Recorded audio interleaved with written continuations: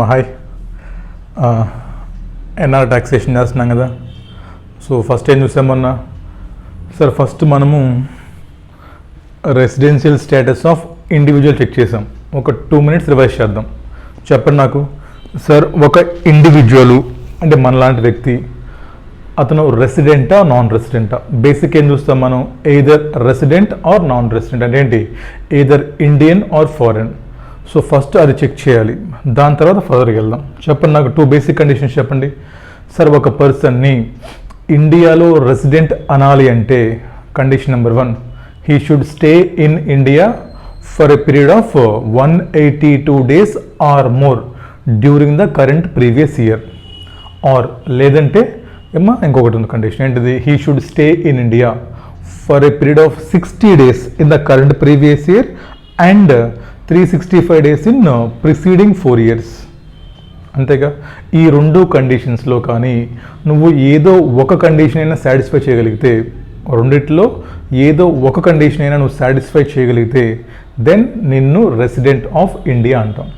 So once నువ్వు resident అయిన తర్వాత మళ్ళీ చెక్ చేయాలి, ఏంటది, వెదర్ నువ్వు రెసిడెంట్ అండ్ ఆర్డినరీ రెసిడెంటా or resident but not ordinary రెసిడెంటా.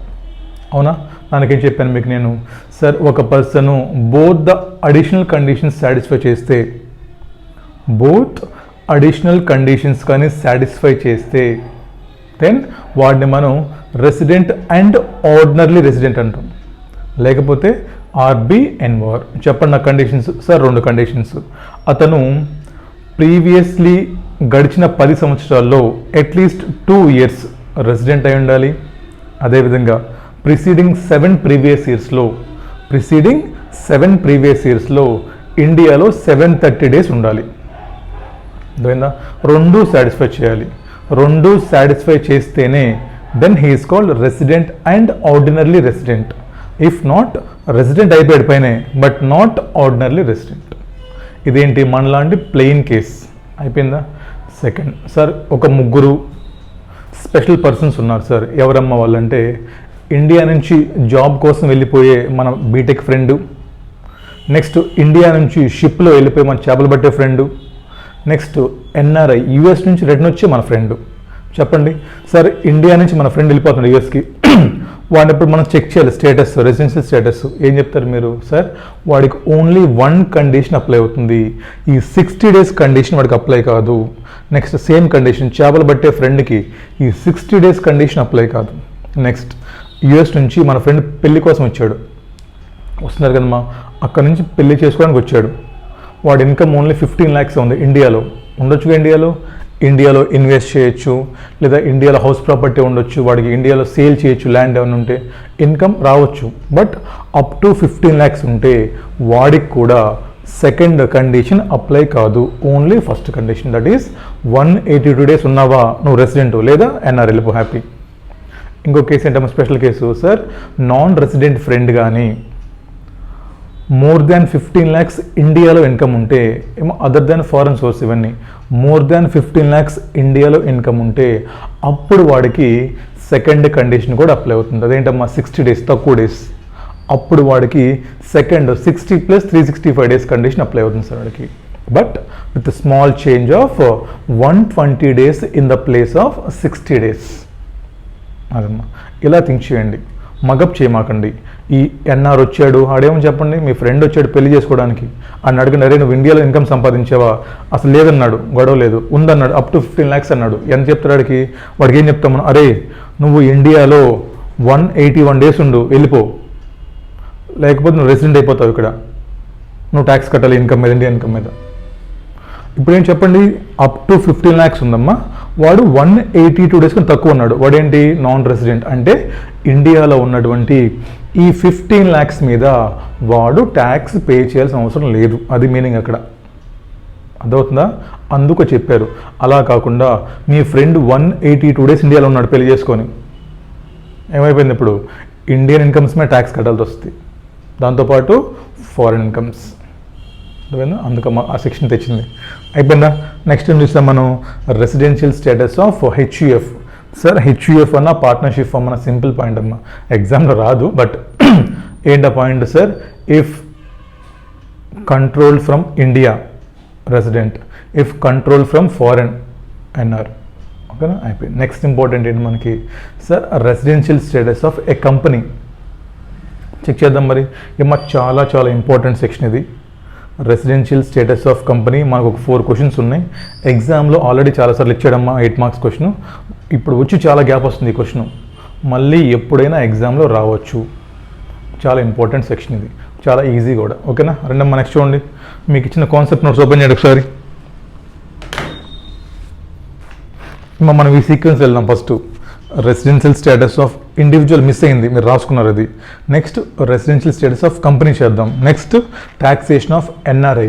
Next taxation of non resident sports persons. Next taxation of winning from lotteries. ఈ సీక్వెన్స్ వెళ్దాం. మిగతా పెండింగ్ సెక్షన్స్ మొత్తం తర్వాత తీసుకుందాం మనం, ఎందుకంటే ఇవి చాలా ఇంపార్టెంట్ ఎగ్జామ్కి.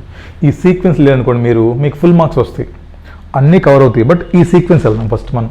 ఓకేనా, రండి. అయిపోయిందిగా ఇండివిజువల్. కంపెనీ సంగతి చూడండి, చెప్పండి page. Residential status of company చదవండి ఇక్కడ. Sir read the concept notes and solve questions from study mat. ఇప్పుడు ఏం చూస్తున్నాం మనం, రెండే ఉంటాయి కండిషన్స్, గుర్తుపెట్టుకోండి. ఇన్ కేస్ ఆఫ్ ఇండివిజువల్ వాడికి ఏం చెక్ చేస్తాము, రెసిడెంటా నాన్ రెసిడెంటా. తర్వాత మళ్ళీ రెసిడెంట్ అండ్ ఆర్డినర్లీయా ఆర్ రెసిడెంట్ బట్ నాట్ ఆర్డినర్లీయా. But in case of company only 2, either resident or non resident. In case of partnership firm, in case of HUF, in case of company only 2, that is either వాడు resident అన్న అవుతాడు లేదా NR అన్న అవుతాడు అంతే. either వాడు resident అన్న అవుతాడు లేదా ఎన్ఆర్ అన్న అవుతాడు అంతే. అంతకుమించి మళ్ళీ వీడికి ఫర్దర్గా అడిషనల్గా ఏముండవు. రెసిడెంట్ అండ్ ఆర్డినర్లీ రెసిడెంటా, రెసిడెంట్ బట్ నాట్ ఆర్డినర్లీయా, ఇవన్నీ వాడికి ఉండవు. ఓకేనా, చూద్దామా. అంటే ఏంటి ఇప్పుడు సార్, ఒక కంపెనీని రెసిడెంట్ అనాలంటే ఏంటి, నాన్ రెసిడెంట్ అనాలంటే ఏంటి. ఫస్ట్ కండిషన్ అమ్మా, Indian companies always residents. What do you mean by Indian company అంటే, any company which is incorporated under companies act 1956 అవ్వచ్చు, లేదా కంపెనీస్ యాక్ట్ 2012 అవ్వచ్చు. సో ఇండియాలో ఇన్కార్పొరేట్ అయిన ప్రతి కంపెనీని ఏమంటాం మనం, రెసిడెంట్ అంటాం. బట్ ఇది ఎవరి కోసం చెక్ చేస్తున్నాం మనం, ఇండియాలో ఉండే ఫారిన్ కంపెనీస్ కోసం చెక్ చేస్తున్నాం మనం. ఇండియాలో ఉన్నటువంటి ఫారిన్ కంపెనీస్ కోసం చెక్ చేస్తున్నాం. ఓకేనా, ఫస్ట్ క్లారిటీ ఉండాలి మీకు. Sir Indian company always resident, foreign company always resident కాదు. ఇక్కడ చెప్పిన కండిషన్స్ ఫుల్ఫిల్ చేస్తే then that company will be treated as resident, if not non resident. ఓకేనా, చూడండి next. Indian company always resident, other companies if POEM. Test పేరమ్మా, POEM అంటే ఏంటమ్మా, place of effective management. If POEM place of effective management is in India, resident. If POEM is outside India, then non resident. చూడండమ్మా, POEM means place where key management decisions are taken. Next చూడండి, దీనికి మనకి 2 టెస్టులు ఉంటాయి. ఏంటమ్మా అవి, ABOI active business outside India test, ABOI test. Next major board meetings should be held outside India. ఓకేనా, ఇప్పుడు చూద్దాం, ఒక 2 minutes చూద్దాము, నెక్స్ట్ వెళ్ళిపోదాం టెస్ట్లోకి. సార్ ఒక కంపెనీకి ఒక కంపెనీని మనం ఏదర్ 2 ఉంటాయి అమ్మ దానికి, ఏదర్ రెసిడెంట్ అంటారు లేదా నాన్ రెసిడెంట్ అంటారు. ఎప్పుడంటే రెసిడెంట్ అని, sir Indian company always resident, no problem. మరి ఎవరి కోసం చూస్తున్నాం, ఇది ఇండియాలో ఉన్నటువంటి ఫారెన్ కంపెనీస్ చెక్ చేస్తున్నాం మనం. సో ఇండియాలో ఉన్నటువంటి ఫారిన్ కంపెనీస్ ఎయిదర్ వాళ్ళు రెసిడెంట్సా నాన్ రెసిడెంటా. ఇఫ్ రెసిడెంట్ అనుకోండి ట్యాక్సేషన్ మారిపోతుంది, ఎన్ఆర్ అనుకోండి ట్యాక్సేషన్ మారిపోతుంది, అందుకు చూస్తున్నాం. ఓకే, ఏం చెప్పాను ఇక్కడ సార్, ఫస్ట్ దీనికి పోయం చూడాలి సార్ మనం.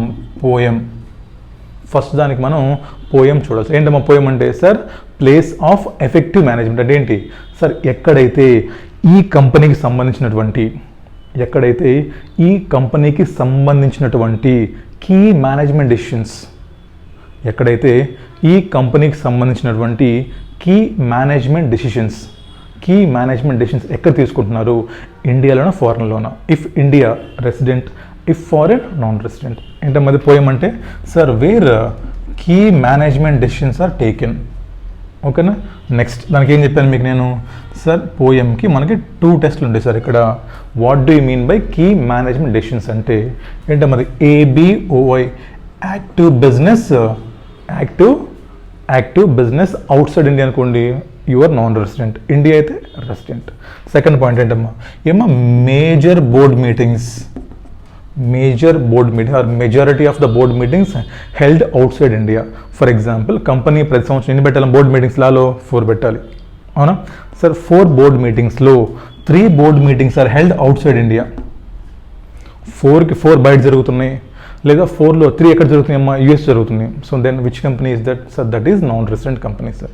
ఏమా దీని గురించి ఏముండదమ్మా, ఒక పాయింట్ ఇస్తాడు అంతే క్వశ్చన్లో. దీని గురించి మనకి టెస్ట్ ఏం లేదు. దీని గురించి ఒక పాయింట్ ఏమిస్తాడు, కంపెనీ ప్రీవియస్ ఇయర్లో పలానా ఇన్ని మీటింగ్స్ జరిగినాయి వచ్చే పాయింట్ అమ్మ. కంపెనీకి ప్రీవియస్ ఇయర్లో ఇన్ని మీటింగ్స్ జరిగాయి, ఈ మీటింగ్స్లో ఏమో ఇన్ని మీటింగ్స్లో మనకి కొన్ని మీటింగ్స్ ఇండియాలో జరిగాయి అంటాడు, లేదా ఫారెన్ జరిగాయి అంటాడు. ఫర్ ఎగ్జాంపుల్ 10 మీటింగ్స్ జరిగాయి, మనకి ఎన్ని అవ్వాలి ఫారెన్లో, అట్లీస్ట్ 6 మీటింగ్స్ అయ్యానుకోండి, అంటే మెజారిటీ మోర్ దాన్ 50% కంటే ఎక్కువ మీటింగ్స్ కానీ మనకి ఫారెన్లో జరిగితే then that company is treated as non resident. ఓకేనా? దీని గురించి జస్ట్ ఒక పాయింట్ గుర్తుపెట్టుకోండి, ఏంటది sir? Major board meetings, majority board meetings కానీ అవుట్ సైడ్ ఇండియా జరిగితే then that company is non resident.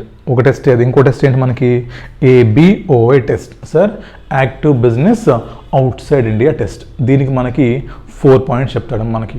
ఇది ఇంపార్టెంట్ పాయింట్. ఇక్కడ మనం కొంచెం టెస్ట్ చేయాల్సి వస్తుంది సార్. ఇక్కడ మనకి వీ హ్యాడ్ 4 1 2 3 4. ఈ 4 ఎగ్జామ్కి చాలా important.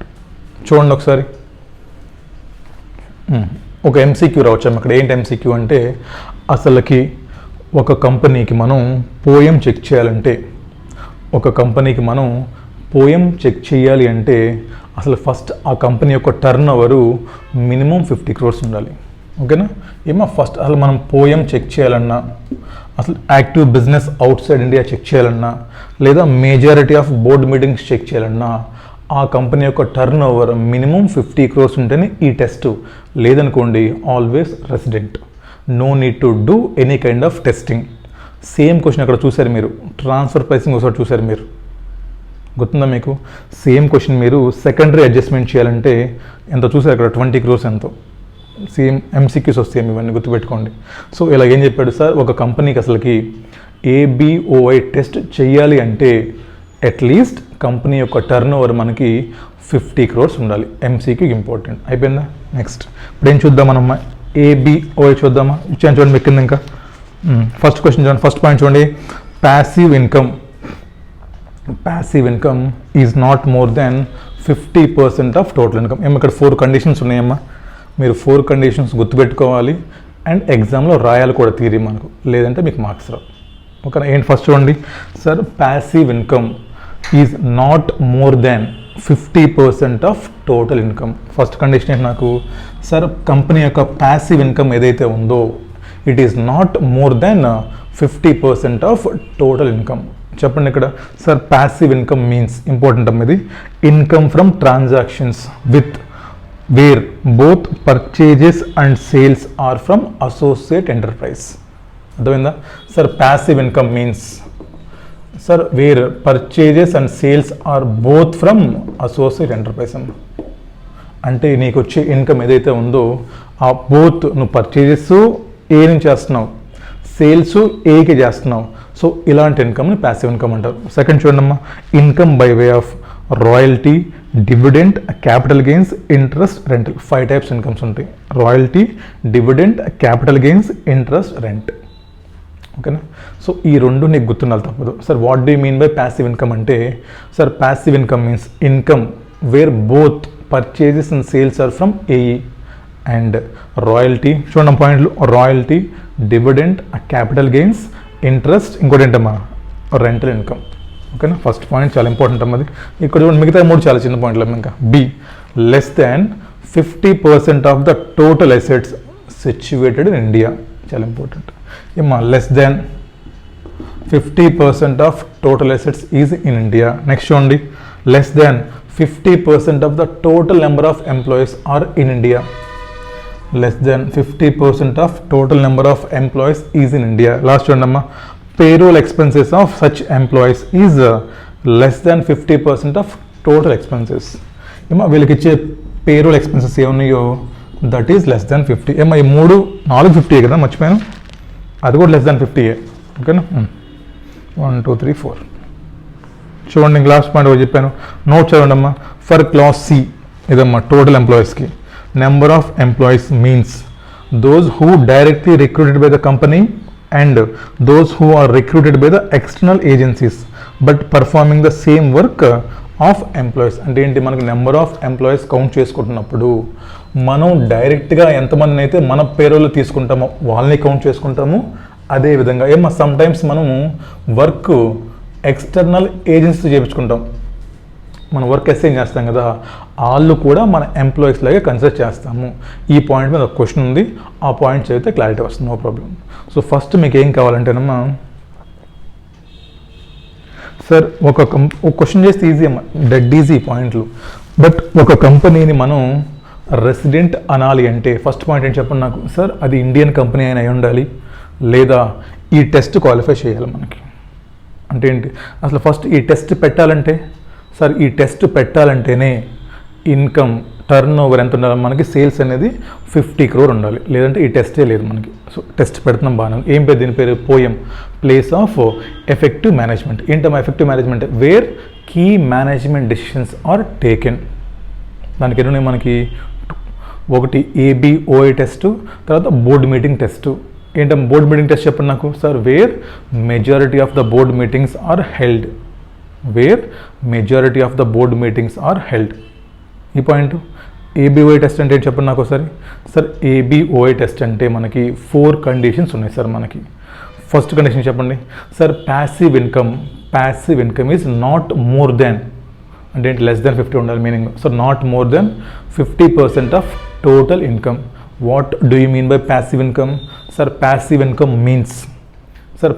Income means income where both purchases and sales are from associate enterprise. Next, income by way of royalty, dividend to, rent to, interest to, etc. ఇంకా 3 చెప్పండి అమ్మా. అంటే ఏంటి, లెస్ దాన్ టోటల్ అసెట్స్లో, తెలుగులో చెప్తాను అర్థమవుతుంది మీకు ఈజీగా. ఏమో టోటల్ అసెట్స్లో ఇండియాలో లెస్ దాన్ 50% ఉండాలి అసెట్స్.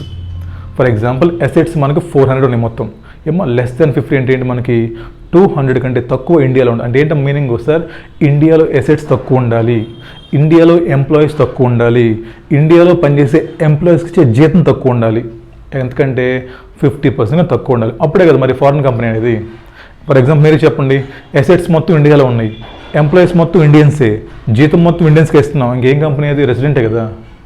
సో మిగతా 3 పాయింట్లు చూడండి, తెలుగులో ట్రై చేయండి. ఏమని సార్, ఒక కంపెనీని ఫారిన్ కంపెనీ అనాలంటే అంటే ఏంటి, అసెట్స్లో ఇండియాలో ఎక్కువ ఉండకూడదు, ఎంప్లాయీస్ ఇండియన్స్ ఎక్కువ మంది ఉండకూడదు, వాళ్ళకి ఇచ్చే జీతం ఎక్కువ ఉండకూడదు, అదే మా meaning. You got it? So అంటే ఏంటి చెప్పండి, less than 50% of total assets situated in India.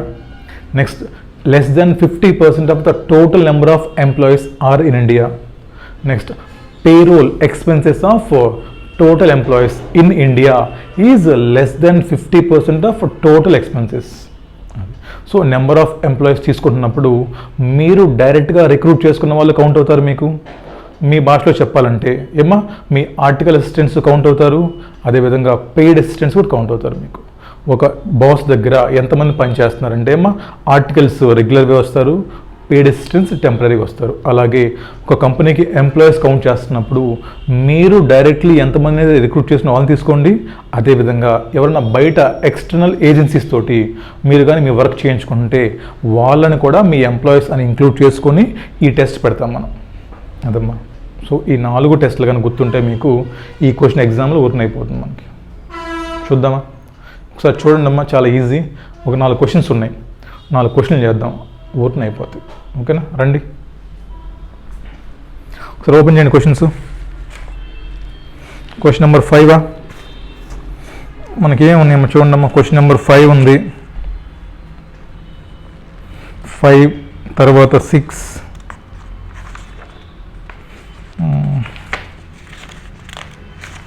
తర్వాత 7 అని సేమ్ ఒకటి చేస్తాను ఇంకా. ఏమో 8 9 ఏమో 9th క్వశ్చన్ ఎగ్జామ్ క్వశ్చన్ అమ్మ, అది బట్లర్ కంపెనీ, జాన్ బట్లర్.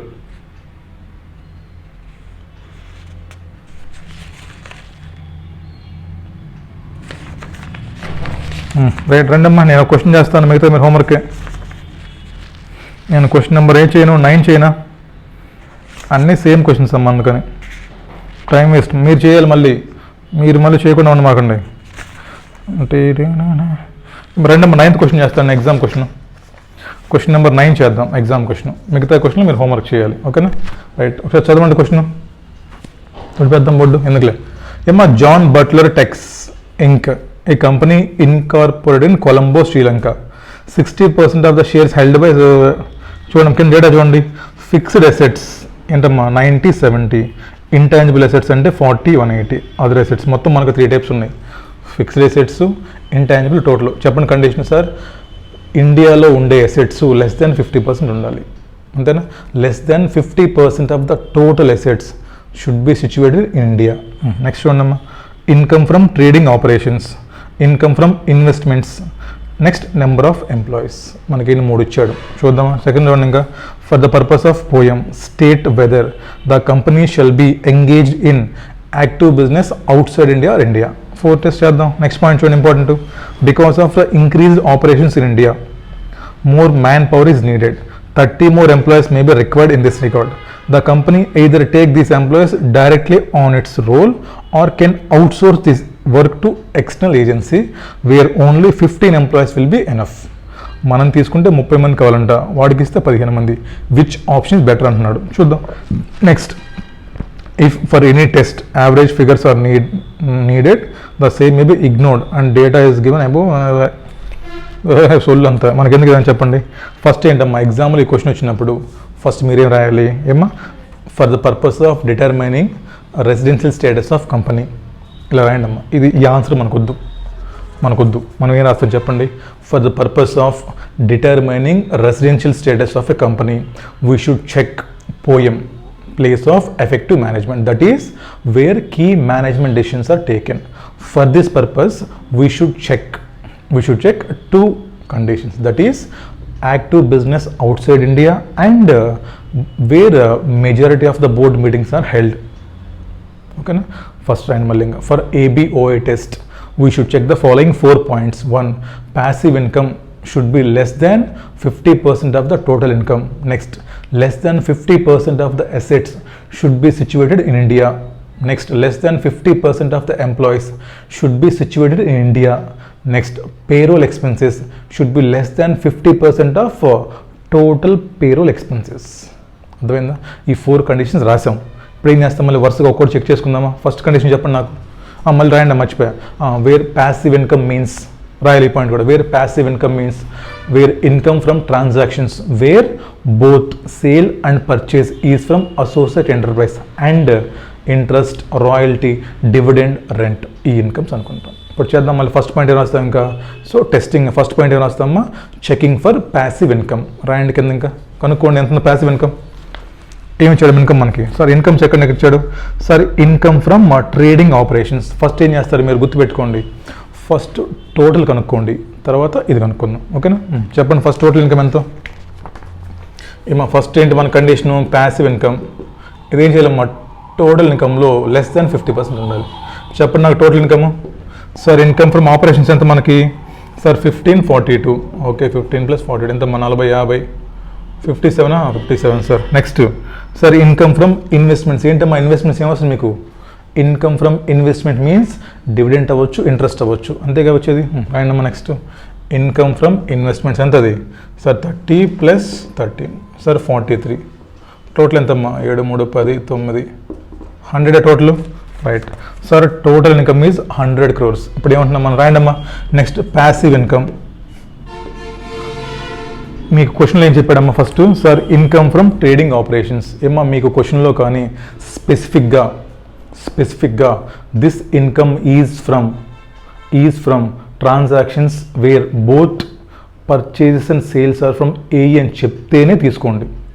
మీకు స్పెసిఫిక్గా ఒక ఇన్కమ్ ఇచ్చేసి ఆ ఇన్కమ్ స్పెసిఫిక్గా కానీ both purchases and sales AE నుంచి అని చెప్పి తీసుకోండి. లేదంటే always assume that is normal income, ఓకేనా? నెక్స్ట్ ఏం కావాలి మనకి? ఇంకోటి రాయల్టీ, డివిడెంట్, ఇంట్రెస్ట్. ముందుగా మనకి ఏంటిది?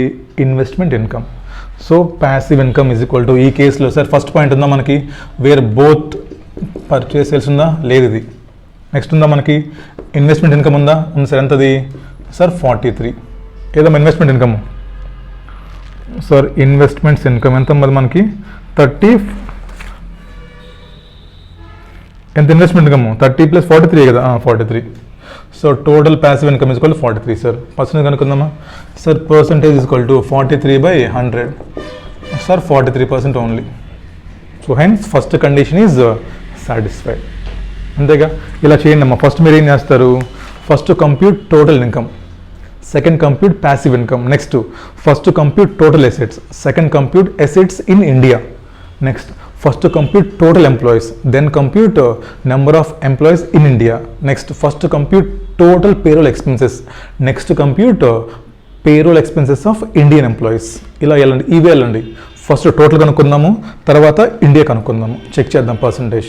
అర్థమైందా? ఫస్ట్ సార్ టోటల్ ఇన్కమ్ మనకి 2 టైప్స్ ఉన్నాయి 100. దాంట్లో ప్యాసివ్ ఇన్కమ్ ఏంటి మనకి sir? Both must be P and sales must be from అదే నుంచి అమ్మా అసోసియేట్. అది ఇక్కడ లేదు. సెకండ్ ఏమన్నా మనకి ఇంట్రెస్ట్ డివిడెంట్ ఉందిగా, ఇన్వెస్ట్మెంట్ ఇన్కమ్. సో 43. సో 43/100 ఎంతమ్మా? 100 రాయండి కింద. Hence first condition satisfied. Second ఏంటి మనకి? అసెట్సా? చెక్ చేయండి. సెకండ్ ఫస్ట్ ఏం చెప్పాను మీకు? ఏమో ఈవే వద్దు మనకి. మనవి ఏంటి? రాయండి first calculation of total assets. Answer ఇక్కడ ఉంది కనుక చదువుకుంటే మీరు ఎగ్జామ్లో రాయలేరు, మీ ఓన్ వేలో రాయండి. ఫస్ట్ ఏంటమ్మా? Calculation of sir total assets. రాయండి అమ్మా total assets. Sir calculation of total assets ఎన్ని చెప్పండి మనకి? Sir fixed assets. ఇలా రాయండి అమ్మా. ఫిక్స్డ్ అసెట్స్ 2 కలపండి సార్. 90 + 70 ఎంత మనకి? 160. నెక్స్ట్ సార్ ఇంటాంజిబుల్ అసెట్స్ ఎంత మీ 2? Sir 40 + 180 220. Next sir other assets ఎంత మీవి? సార్ 30 + 90 120. టోటల్ ఏంటమ్మా? 0 6 4 10 3 5 500 అమ్మా టోటల్. ఇక్కడ రాయండి అమ్మా టోటల్ అని. నెక్స్ట్ ఏం కావాలి మనకి? Assets in India. ఏమన్నా మళ్ళీ సేమ్ రాయండి అమ్మా. Sir fixed assets, intangible assets, other assets. India చెప్పండి నాకు ఎన్ని ఉన్నాయో? సార్ 90, సార్ 40, సార్ 30 ఏమో 90 100 130 160 ఎక్కడ? ఇప్పుడు పర్సంటేజ్ చెప్పండి sir. Calculation of percentage of assets ఏంటిది? Located in India. ఏం రాస్తారు అప్పుడు? Assets situated in India by total assets. Formula వస్తుంది, గుర్తుపెట్టుకోండి. ఓకేనా? రాయండి ఇప్పుడు 160/500 ఇంటూ ఇండియా 100 ఎంత మా percentage? 32%. Hence second condition also satisfied. Third ఏంటి మనకి? నెంబర్ ఆఫ్ ఎంప్లాయీస్ ఎంతమంది ఉన్నారు ఇండియాలో?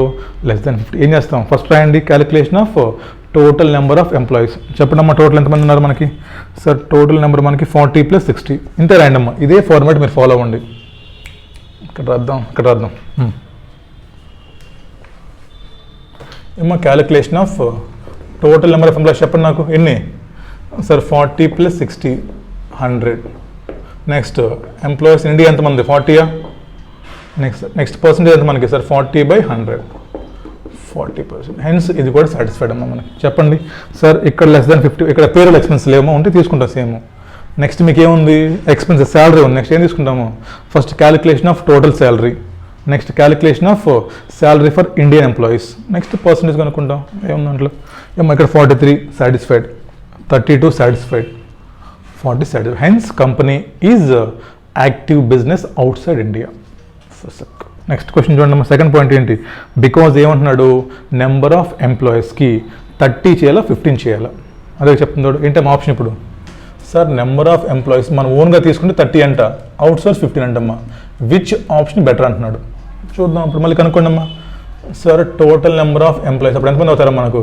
సార్ 40 + 60 + 30 కదా అప్పుడు ఎంత? అప్పుడు 130. Next number of employees India ఎంతమంది అవుతారు అప్పుడు? సార్ 40 + 30 ఏమో 70. నెక్స్ట్ పర్సంటేజ్ చెప్పండి నాకు. 70/130 ఎంతమ్మా? దాటిపోతుంటుంది ఇది. ఇది దాటిపోయి చూడండి 100కి. సార్ 70 ఎంతమ్మా? 70/130 అంటే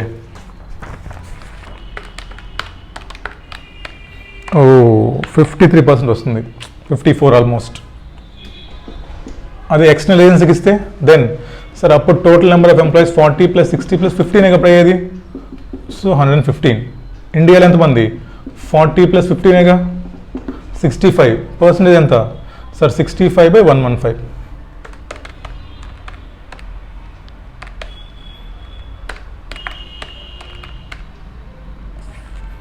55 కదా ఇండియాలో, సారీ 55. అమ్మ ఇది 48% అమ్మ. మరి ఏది బెటర్ మనకు చెప్పండి, లెస్ దాన్ 50 ఉండాలిగా మనకి. సో హెన్స్ అవుట్ సైడ్ ఏజెన్సీకి ఇవ్వడం బెటర్ మనకి. ఏముందమ్మా దీంట్లో, such easy question it was. So any question ఏమో బట్లరింగ్ వాడు ఏదో రాశాడమ్మా, మనకు వద్దు, సొల్లంతా వద్దు మనకి. మీరు సేమ్ ఇదే ఫాలో అవ్వండి. ఏంటి ఫస్ట్ 4 కండిషన్స్ రాసామా, first calculation of total employees లేదా calculation of total income, next calculation of passive income, next calculation of percentage, next calculation of total assets, calculation of assets in India, next calculation of percentage of assets in India, next calculation of total employees, calculation of employees in India, next calculation of percentage of employees in India, next calculation of total payroll expenses, calculation of payroll expenses of Indian employees, next calculation of percentage of payroll expenses of Indian employees. ఈ format follow అవ్వండి, ఒక్క question తప్పదు మీకు. Right, ఈ option సంగతి ఏంటి, ఏమో 30 కావాలా 15 కావాలా చెక్ చేస్తున్నాం. సేమ్ మళ్ళీ 13 చేస్తేనేమో 54% అవుతుంది, 15 తీసుకుంటే మనకి 48 ఉంటుంది. So better to go for 15 employees instead of 30 employees అమ్మ. ఓకేనా, రైట్. మిగతా క్వశ్చన్స్ అన్నీ చాలా ఈజీ క్వశ్చన్స్ అమ్మ, బట్ మీరు ఓన్గా చేసి ఇప్పుడు నేను చెప్పడం ఏమైనా చెప్పండి, నాకు 2 నిమిషాలు పని నాకు. ఇప్పుడు నేను క్వశ్చన్ నెంబర్ 5 నుంచి మొదలుపెట్టి 9 దాకా చేయొచ్చు, నాకు ఎంతసేపు చెప్పండి. అదే మీరు చేశారనుకోండి మిగతా క్వశ్చన్స్ మీకు ప్రాక్టీస్ అయినట్టు ఉంటుంది, మీకు మార్కులు వస్తాయి. ఓకేనా, నాకేముంది, నేను చూడడం కూడా అవసరం లేదు. మన దగ్గర బ్రెయిన్లో ఒక ఫార్మాట్ ఉంటుంది అన్నమాట. ఇదిగో మనం అక్కడ ఆన్సర్లు బట్టి కొట్టి ఈ బ్యాచ్ కాదు, ఇది మన స్టైల్, వెళ్ళిపోవటం టక్క టక్క. ఈ క్లారిటీ ఇంట్లో ఏముంది, ఎలా వెళ్ళాలి అంతే, టక్క టక్క వెళ్ళిపోద్ది మొత్తం. ఇక్కడ ఆన్సర్ చదివి వాడేదో సోదంతా రాసి, ఇది థియరీ ఎవరు రాస్తాడు చెప్పండి, ఎందుకు ఇదంతా. అసలు చూడండి ఎంత బాగుంది ప్రజెంటేషను. ఏమో మీరు డిఫరెంట్గా ఉంటాను ట్రై చేయండి ఒక పక్కన వాళ్ళతోటి, అందరూ ఇదే బట్టి వేస్తారు. మనం చూడండి ఎంత బాగుందో, టోటల్ కనుక్కున్నాం, ఇండియా కనుక్కున్నాం, మళ్ళీ పర్సంటేజ్ కనుక్కున్నాం. ఓహో భలే ఉందని అనిపిస్తుంది చూడటానికి. అలా think different and present well in exam, you'll get full marks. So ఇప్పుడేంటి మీ పరిస్థితి, ఏంటి సంగతి సార్? క్వశ్చన్ నెంబర్ ఎవరైతే చేస్తారో మీకు ఫుల్ 60 వస్తాయి ఎగ్జామ్షను. ఏమో క్వశ్చన్ నెంబర్ 5, 6, 7 అండ్ 8 4 క్వశ్చన్స్ మీకు ఇవాళ ఏమో కంప్లీట్ హోంవర్క్. అది మీకు ఎవరైతే 4 క్వశ్చన్లు చేస్తారో మీకు ప్రాక్టీస్ అవుతుంది, అదేవిధంగా మీకు ఫుల్ మార్క్స్ వస్తాయి. చేస్తారా ప్రాక్టీసు? చేస్తారా? ఇప్పుడు ఏం చేయాలి మీరు ఇవాళ మీరు ఏం చేయాలంటే డీటీ క్లాస్ అయిన తర్వాత మొన్న చేసిన క్వశ్చన్స్ అని రివైజ్ చేయాలి మళ్ళీ. ఇవాళ రెసిడెన్షియల్ స్టేటస్ ఆఫ్ ఇండివిజువల్ మనకు 4 క్వశ్చన్స్ ఉన్నాయి, దాంట్లో గేల్ క్వశ్చన్ చాలా ఇంపార్టెంట్. ఓకేనా, ఆ 3 క్వశ్చన్స్ 9 క్వశ్చన్స్ ఏమో మొత్తం మీకు 9 క్వశ్చన్స్ అయిపోతాయి వాళ్ళతోటి. ఎన్ఆర్ ట్యాక్సేషన్ చాలామంది టఫ్ అంటారు, ఏముండదు దీంట్లో, ఒక సీక్వెన్స్ వెళ్తే. సో 9 క్వశ్చన్స్ గ్రిప్ తెచ్చుకోండి మీరు. ఇప్పుడు నెక్స్ట్ ఏం చేస్తాం, మళ్ళీ మనం taxation of NR sportsmen చేస్తాం ఇప్పుడు మనం, తర్వాత ట్యాక్సేషన్ ఆఫ్ ఎన్ఆర్ఐ చేస్తాం మనం. ఓకేనా, అవి కూడా రివైజ్ చేయండి. ఏమో ఇంకొక హాఫ్ అన్ అవర్ టైం ఇప్పుడు మనకి. ఈ హాఫ్ అన్ అవర్లో మనం ఏం చేస్తాం, మళ్ళీ taxation of NR sportsmen. IPL వస్తుంది కదా మనకి, ఇలాంటి వాళ్ళు ఫారెన్ ప్లేయర్స్ వస్తే వాళ్ళకి ఎలా ఇన్కమ్ ట్యాక్స్ చేయాలి, ప్రతి అటెంప్ట్లో ఎన్ఆర్ ట్యాక్స్ స్పోర్ట్స్ మ్యాన్ నుంచి క్వశ్చన్ కంపల్సరీ వస్తుందమ్మా. నేను బోల్డ్ సార్లు చూసాను ఎగ్జామ్ పేపర్లో, క్వశ్చన్ పేపర్ చూసినప్పుడు. సో చాలా ఇంపార్టెంట్ సెక్షన్ అది, చాలా ఈజీ సెక్షన్. అది చేద్దాం. దాంట్లో మనకి 2 క్వశ్చన్స్ ఉన్నాయి, 40, 41. ఓకేనా, అదైన తర్వాత ఏం చేద్దాం మనం, ట్యాక్సేషన్ ఆఫ్ ఎన్ఆర్ఐ రిటర్న్ వస్తారు కదా, అది కూడా చాలా ఇంపార్టెంట్. ఒక సీక్వెన్స్లో వెళ్దాం. మీ 20 మార్క్స్ మనకు సేఫ్ ఉంటాయి దీంట్లో. ఎన్ఆర్ ట్యాక్సేషన్ అమ్మ 12 మార్క్స్ పక్కా, 20 కూడా వస్తున్నాయి. అది నేను చెప్పిన రోట్లో వెళ్ళండి, ఒక సీక్వెన్స్ వెళ్ళండి దీంట్లో. మనం కొంత స్క్రాప్ అంతా ఉంది దీంట్లో, అవి చేస్తాను బట్ లాస్ట్లో. ఫస్ట్ మనం ఇంపార్టెంట్ కవర్ చేసుకుని వెళ్ళిపోతాం. వాళ్ళు మీరేం చేయాలి, ఈ క్లాస్ అయిన తర్వాత మళ్ళీ క్వశ్చన్ నెంబర్ 1 నేను రివైజ్ చేశాక స్టార్టింగ్లో నేను రివైజ్ చేశాను ఇండివిజువల్ స్టేటస్కి. సో మళ్ళీ మీరు ఒకసారి రివైజ్ చేసుకొని మీరే క్వశ్చన్ నెంబర్ 1 నుంచి క్వశ్చన్ నెంబర్ 9 తర్వాత question number 40, 41 regarding sports man, ఇవి మీరు వాళ్ళు పక్కా అయిపోవాలి. ఏమో మనకి ఎన్ఆర్ ట్యాక్సేషన్ మనకి ఇవాళ ఫ్రైడే, సాటర్డే, సండే ఫినిష్ అవుతున్నాం మనకి. సో ఎగ్జామ్ పెట్టుకున్న తర్వాత మనం, ఓకేనా? రైట్. నెక్స్ట్ ఏంటి మనకి? టాక్సేషన్ ఆఫ్ ఎన్ఆర్ స్పోర్ట్స్మెన్స్ అంటమ్మా. ఓకేనా? మీరు సాల్వ్ చేశారనుకోండి, పెన్ను పేపర్ పెట్టి ఇలా చేసుకుంటారు. అక్కడ టిక్కులు కొట్టారనుకోండి గుర్తుండదు మీకు, మీ కర్మ. ఇంకా ఏం చేస్తే చేయండి, చేస్తే ఓన్గా చేయండి లేదా కాపీ కొట్టుకోండి. నెక్స్ట్ అండి,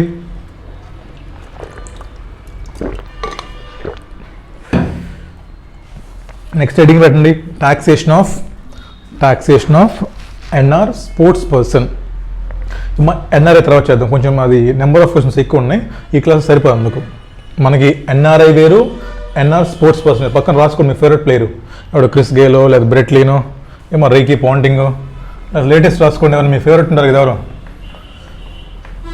వాళ్ళ పేర్లు రాసుకోండి అక్కడ పక్కన. ఏమో మ్యాక్స్వెల్, డివిలియర్స్.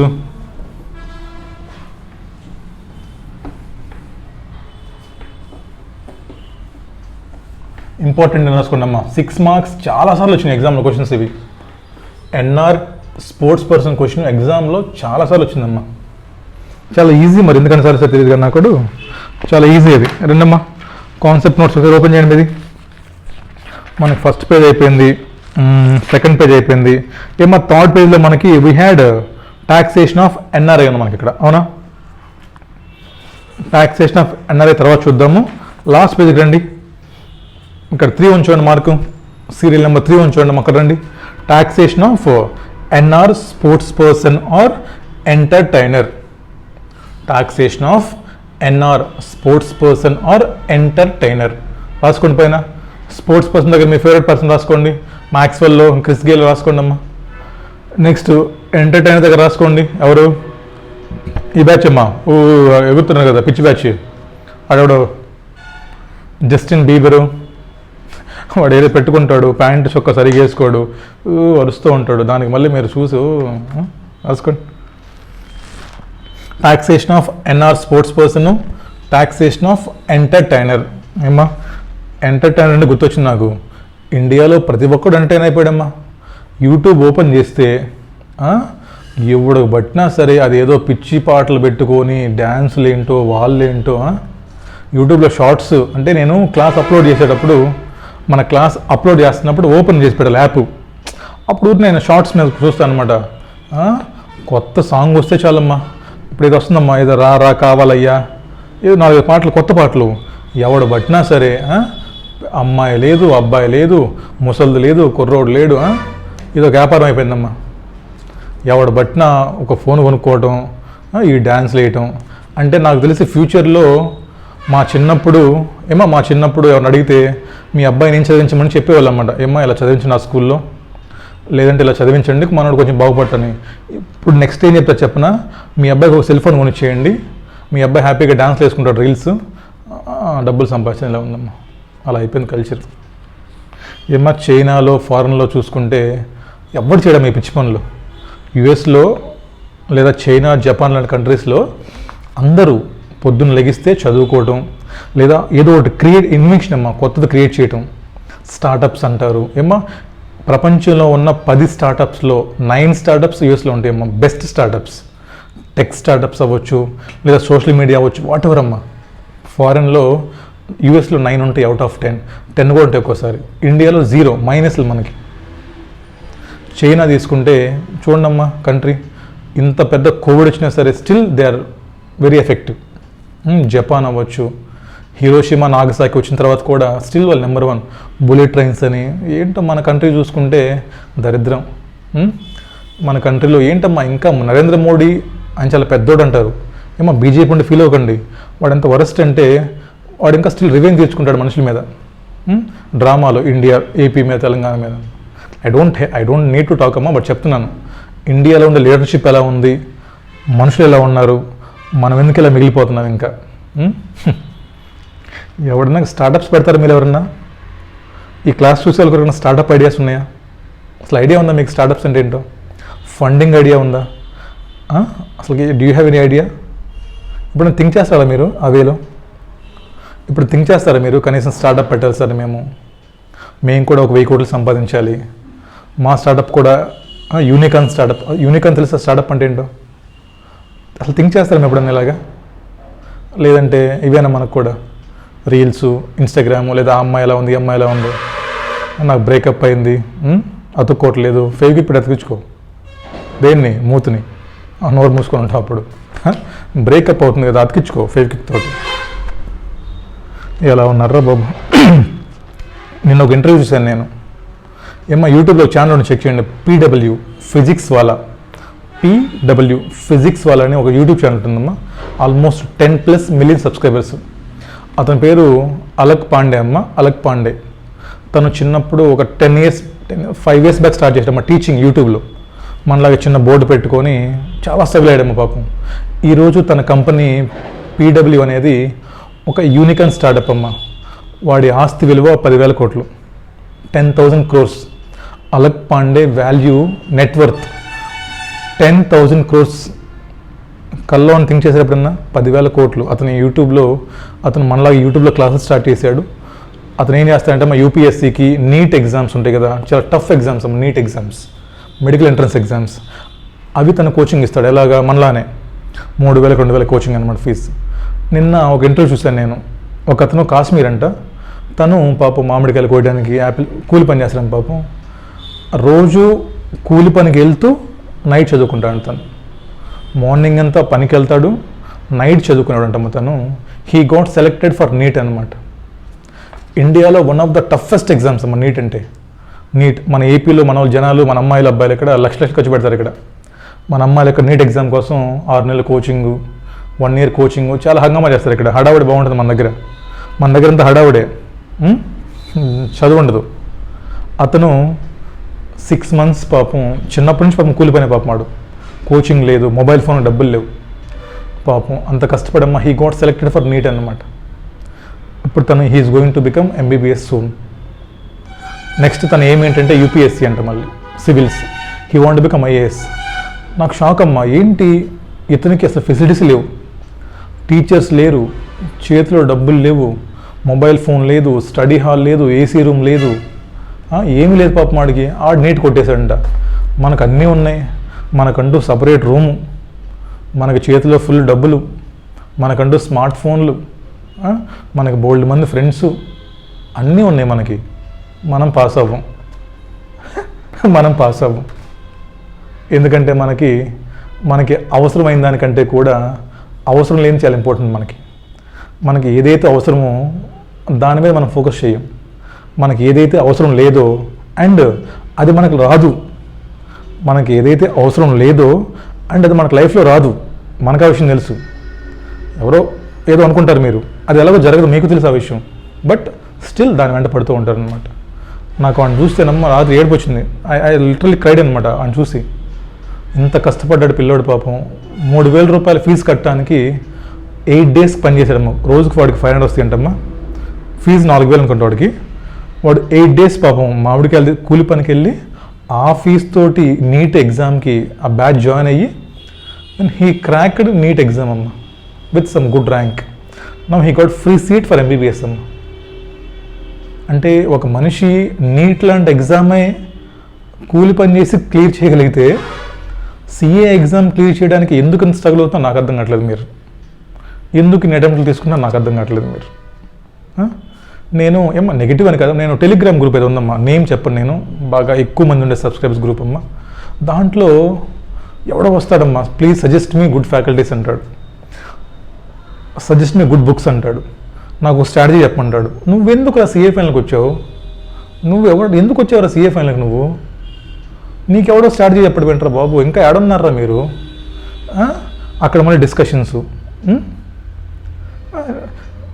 డిస్కషన్స్ మీద పెట్టే టైము చదువు మీద పెట్టండి.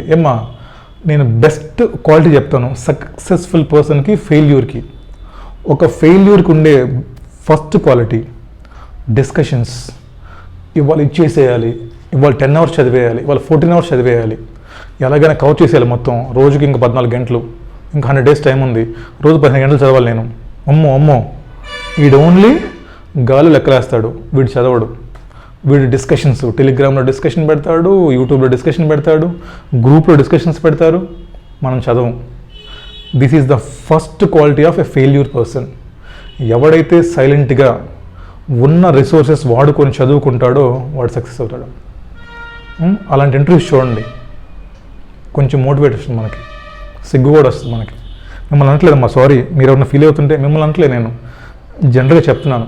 ఎందుకు సిఏ ఎగ్జామ్స్లో మన తెలుగు పిల్లలు ఎందుకు ఫెయిల్ అవుతున్నారంటే ఇదమ్మా రీజన్. స్టడీ హాల్స్, డిస్కషన్స్, ఆ మెటీరియల్ ఈ మెటీరియల్ అది ఇది మనం చదవం. మీరు చదవద్దు, మీరు నోట్స్లు రాయొద్దు, మీ చేతితో ప్రాక్టీస్ చేయొద్దు, మీరు యూట్యూబ్లో క్లాస్ వినండి, పర్ఫెక్ట్గా ఎవరి క్లాస్ వినొద్దు, మీరు ఏం చేయొద్దు. ఎగ్జామ్కి 1 month ముందు లేకుండా పైకి బూస్ట్ తాగండి, మీరు మళ్ళీ వస్తారు, మళ్ళీ చదువుకుంటారా ప్లీజ్, పాస్ అయిపోతారు హ్యాపీగా. రెండమ్మా next non resident sports person. చూడమ్మా అక్కడ మార్క్ చేసుకోండి అమ్మా, మోస్ట్ ఇంపార్టెంట్ సెక్షన్ అని 115 BBఏనా. సో ఫస్ట్ పాయింట్ ఏంటంటే సార్ ఒక నాన్ రెసిడెంటు ఏమా వీడు స్పోర్ట్స్ పర్సన్ అవ్వచ్చు లేదా ఎంటర్టైనర్ అవ్వచ్చు, వాడు ఇండియాకి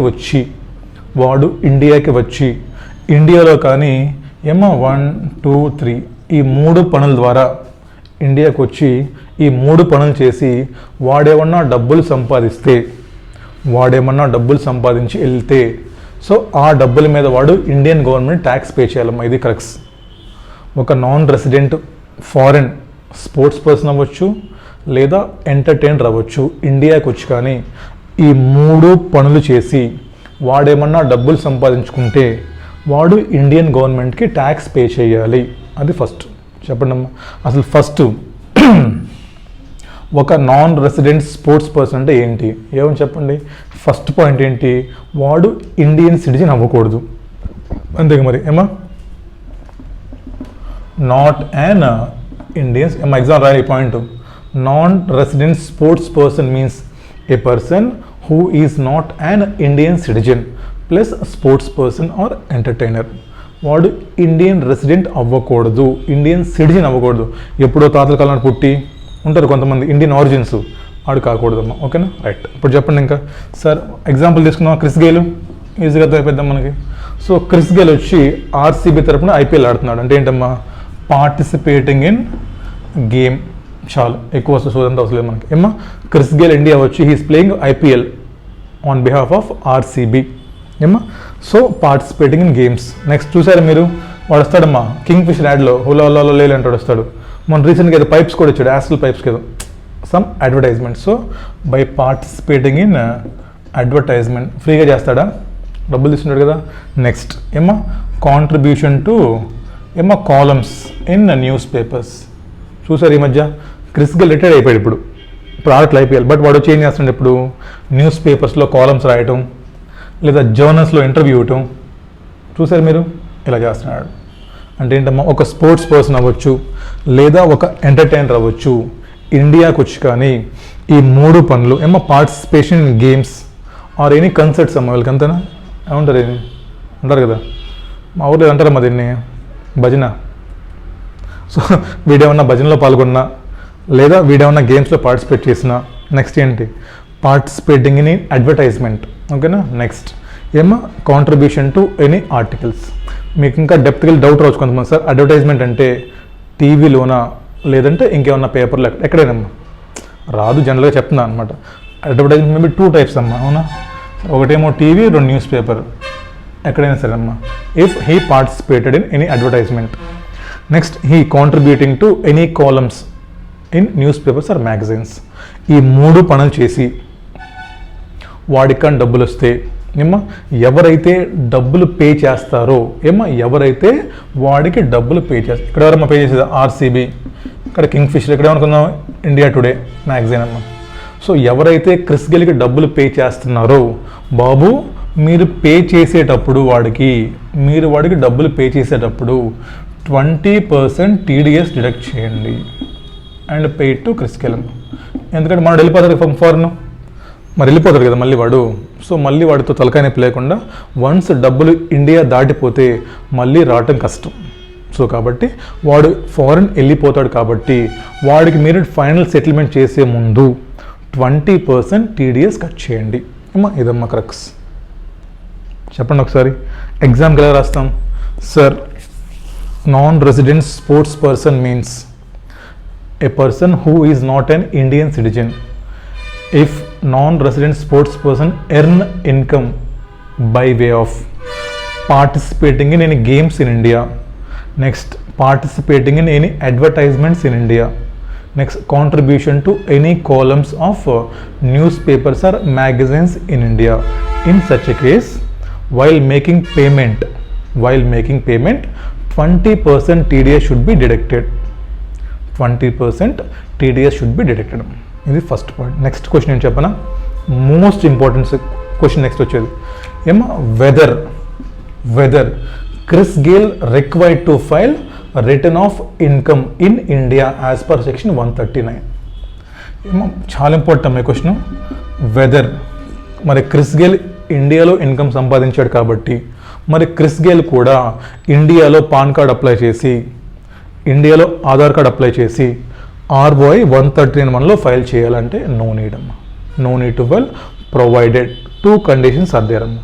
ఏమా ఇది చాలా ఇంపార్టెంట్ మార్క్ చేసుకున్నాం. ఇది ప్రొవైడెడ్ ఏమా, if income of Chris Gayle is, ఇదే ఉండాలమ్మా, if income of Chris Gayle consist of 3 sources only and TDS has been deducted by such payer. అంటే ఏంటి బాబు, క్రిస్ గేల్కి ఇంక ఇండియాలో వేరే ఏ ఇన్కమ్స్ లేవు, క్రిస్ గేల్కి ఇండియాలో వేరే ఏ ఇన్కమ్స్ లేవు. దాంతోపాటు TDS ఎవరైతే మనకు పేర్స్ ఉన్నారో, RCB లేదా కింగ్ఫిషర్ లేదా ఇండియా టుడే, వీళ్ళు ఎవరైతే పే చేసేటప్పుడు ఎంతైతే మనకు TDS చెప్పేమో 20% ప్లస్ సర్చార్జ్ కట్ చేస్తే then no need to file ROI. మీకు ఎగ్జామ్లో క్వశ్చన్ ఇలా వస్తామా, ఫస్ట్ ఏమంటాడు, compute the tax liability of Chris Gayle లేదా compute the total income of Chris Gayle. And question ఏమంటాడు, whether Chris Gayle needs to file ROI or not. ఏమైనా సరే మీరు ఫస్ట్ ఈ థియరీ ఇంపార్టెంట్ అమ్మా. ఫస్ట్ థియరీ రాసేసి ఈ 3 సోర్సెస్ రాసేసి నెక్స్ట్ అప్పుడు టోటల్ కనుక్కుంటాం. నెక్స్ట్ ఏం చేస్తాం మళ్ళీ, yes no need to file if his income consisting of this only and TDS has been deducted by such payers. ఓకేనమ్మా, చూద్దామా రండి. నెక్స్ట్ ఇంకో పాయింట్ ఏంటి వస్తుంది, చిన్న పాయింట్, ఇంపార్టెంట్ పాయింట్. సార్ ఇప్పుడు నాన్ రెసిడెంట్ స్పోర్ట్స్ పర్సన్స్ అన్నారు మీరు, మరి ఎంపైర్స్ ఉంటారు కదా మనకి, ఏమో IPL ఎంపైర్స్ ఉన్నారు చాలామంది, వైడు ఇస్తున్నారు చూసారా, IPL ఎంపైరు, అదేవిధంగా చీర్ లీడర్స్ వస్తారు, అబ్బాయిలు చీర్ లీడర్స్, వీళ్ళు కూడా నాన్ రెసిడెంట్ స్పోర్ట్స్ పర్సన్స్ అంటే నో అమ్మ, they are not non resident sports persons. మరి వాళ్ళకి ఎలాగ సార్ ట్యాక్స్ అంటే, ఫ్రీ అంటే వాళ్ళకి ఫ్రీ కాదమ్మా. వాళ్ళకి ఎలాగ ట్యాక్సేషన్ అంటే, ఎలాగైతే ఒక ఇండివిజువల్కి స్లాబ్స్ రేట్స్ ఉన్నాయో, ఎలాగైతే, ఎందుకు చెప్పారు నాకు తెలియదమ్మా, కలిపేస్తే పోయేది గోల్ లేకుండా, ఎలాగైతే ఒక ఇండివిజువల్కి స్లాబ్ రేట్స్ ఉన్నాయో ఆ స్లాబ్స్ ప్రకారం మనం ఆ స్లాబ్స్ ప్రకారం మనం వాళ్ళకి ట్యాక్సేషన్ చేయాలి. దాని point 2, non resident sports person వేరు, ఎంటర్టైనర్ వేరు. తర్వాత నాన్ రెసిడెంట్ మ్యాచ్ రిఫరీస్ అవ్వచ్చు, ఎంపైర్స్ అవ్వచ్చు, లేదా చీర్ లీడర్స్ అవ్వచ్చు. వీళ్ళు స్పోర్ట్స్ పర్సన్స్ కాదు సార్, వీళ్ళకి ఈ సెక్షన్ అప్లై కాదు. వాళ్ళకి జనరల్గా మనం స్లాబ్ రేట్స్ ఎంతైతే ఉంటాయో దాన్ని మనం తీసుకుంటాము. ఇదేంటే 115 BBఏనా. నెక్స్ట్ సెక్షన్ 115 BBB ఏంటి సార్ అంటే, winnowing from lotteries, betting, gambling. Winnings from lottery, betting, gambling. For example ఎవడో ఫారెన్ ఇండియా వచ్చాడు, క్రిస్ గేల్ ఉన్నాడమ్మా ఇండియాలో, మనోడు గోవా వెళ్ళాడు, అక్కడ ఉంటుంది కమ్మా క్యాసినో, మనోడు ఏం చేశాడు, గోవాలో అక్కడ డబ్బులు సంపాదించాడు, బెట్టింగ్ పెట్టి, లేదా గ్యాంబ్లింగ్ ఆడాడు, లేదా క్యాసినో ఆడాడమ్మా, మనకు డబ్బులు వచ్చినాయి. మరి ఆ డబ్బులు వస్తే దాని సంగతి ఏంటంటే, బెట్టింగ్ ఎప్పుడైనా సరే ఇండియా అవ్వచ్చు, ఫారెన్ అవ్వచ్చు, ఆల్వేస్ ట్యాక్సిబుల్ ఎట్ 30% అమ్మా. ఓకేనా. సో బెట్టింగ్, గ్యాంబ్లింగ్, లాటరీస్ వస్తే 30%. ఇప్పుడు మీరు చూడాల్సిన ఇంపార్టెంట్ క్వశ్చన్ ఏంటంటే, దీంట్లో 2 కల్పిస్తారు క్వశ్చన్లో. మీకు ఇచ్చిన క్వశ్చన్లో 115 BAA ఇస్తాడు, AB ఇస్తాడు. అంటే ఏంటి, క్రిస్ గేల్ ఈ 3 సోర్స్ ఇస్తాడు, ప్లస్ దీంతో బెట్టింగ్ ఇస్తాడు. ఇవ్వచ్చు, నో ప్రాబ్లం, కనుక్కుంటాం ఎప్పట్లానే. ఇదేమో 20%, అది 30%. బట్ ఇక్కడ ఇంపార్టెంట్ క్వశ్చన్ ఏంటంటే, whether Chris Gayle needs to file ROI or not. చెప్పండి మీరు. చేయాలి వద్దా? చేయాలి. ఎందుకని? క్రిస్ గేల్కి ఎప్పుడు ఎక్సెప్షన్ అమ్మా మనకి? ఓన్లీ ఈ సెక్షన్లో ఇన్కమ్స్ ఉంటే ఎక్సెప్షన్ నీకు. ఎప్పుడైతే వేరే సెక్షన్లో ఇన్కమ్ నీకు వచ్చిందో యూ మస్ట్ ఫైల్ ఆర్వై. అందుకేం చేస్తారు మన వాళ్ళు? బెట్టింగ్ లాడర్ ఇక్కడ వెళ్ళిపోతారు సైలెంట్గా. ఓన్లీ 115BAAలో ఇన్కమ్స్ ఉంటేనే నీకు నీడ్ టు ఫైల్ ఆర్వై. అలా కాకుండా నువ్వు బెట్టింగ్ ఆడి డబ్బులు సంపాదిస్తే 30% ట్యాక్స్ కట్టాలి, దాంతోపాటు యూ షుడ్ ఫైల్ ఆర్వై. ఓకేనా? ఇంపార్టెంట్ అమ్మా చాలా సెక్షన్. 6 మార్క్స్ పక్కా వస్తాయి క్లారిటీ ఉంటే. ఓకేనా? రండి ఇక్కడ రాసుకున్నారా? Question number 41, 42 రాసుకున్నామా? చేద్దాం క్వశ్చన్ అది.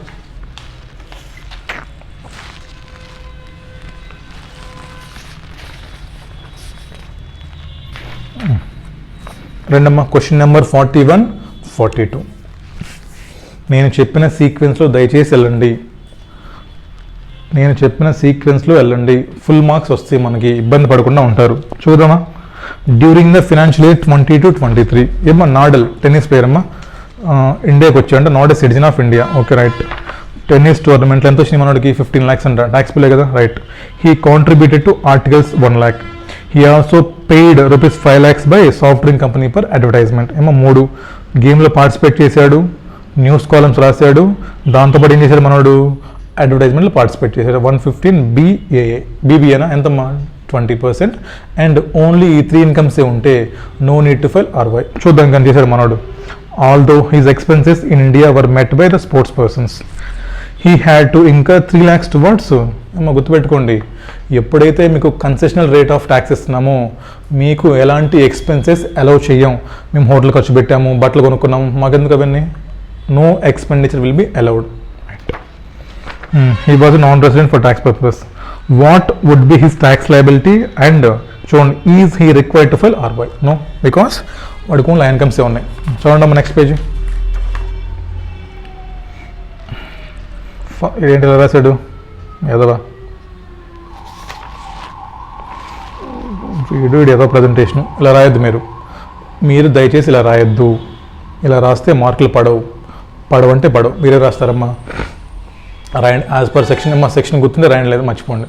బట్ చిన్న సెక్షన్ గుర్తుపెట్టుకోండి. As per section 115BBA, A non resident sports person means he is not a citizen of India and A sports man who came to India and earn income by way of అని చెప్పి కిందకి రాయండి వరుసగా 3.